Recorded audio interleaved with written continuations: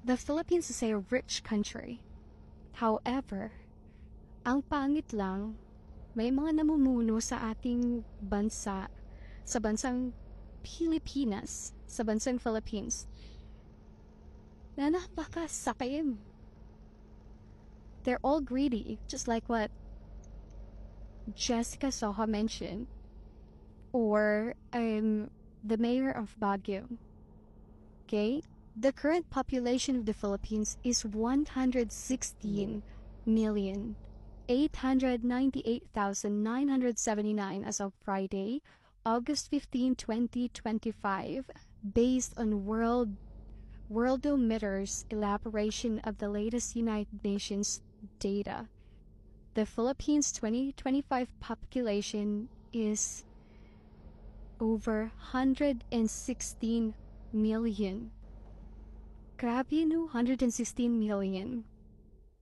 Now think about this, guys. 116 million katao. Let's say, hindi pa kasama yung mga taong nasa bundok na hindi inabot ng mga taga National Statistics Office. Dahil, let's admit it, okay?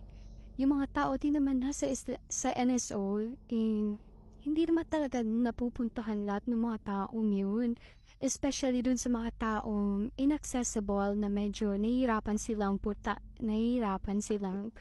pumunta kasi it's very difficult, very challenging yung mga roads. Now, say for instance, yung mga nakaw na mga pera, millions, billions, and trillions. Okay. Say for example, dun sa mga Diskaya, I hope I pronounce it correct. Kasi I just heard about her and them and the family. Nakakainis. The expert and the pro-robbers of the Philippines. If, say for example, okay, kunyari lang, if yung presyo ng isang sasakyan nila is 40 million, 116 minus 40 millions, do the math. If my 40 sasakyan sila, 40 times 40, magkano yun? Hindi na po kinaya ng calculator ng phone ko. 40 times 40 million. Grabe, no? So say for example, if 40 million yung presyo ng isang sasakyan, na if you are going to share that one to individual Filipinos, at least 40 katao, 40,000 katao, 40 million katao, bibigyan mo ng 1 million.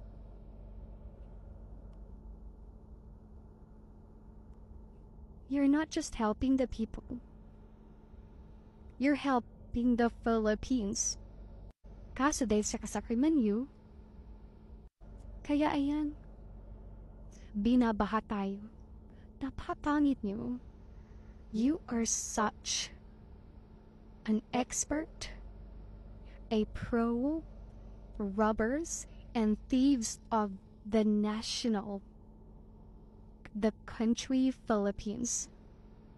Nakakahiya kayo, nakakagalit kayo. Alam niyo ba? Nakakagalit kayo. Robbers of the Philippines, and you're flexing your wealth. Wealth na nakaw.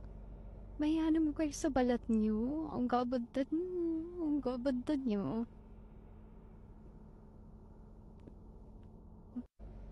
Yung trillion na yan, if you have only shared that to Filipinos, at least may tabo 1 million ng isang Filipinos. Okay? 1 million. Okay, say for example, we have multi-trillion monies. Trillions of pesos. 1 million for each individual Filipinos. May sukli pa po kayo. 3 yun eh. So yung sukli niyo, ano dapat niyong gawin? Ilagay niyo sa dapat na kalalagyan. Nakakahiya kayo.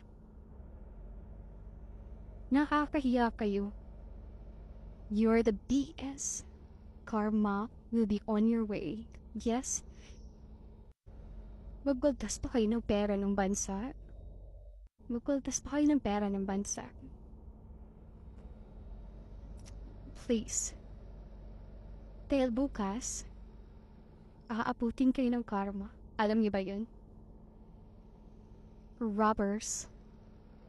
Robbers, robbers, robbers. Thieves of the Philippines. Thieves. You're thieves of the Philippines. You're thieves of the Philippines.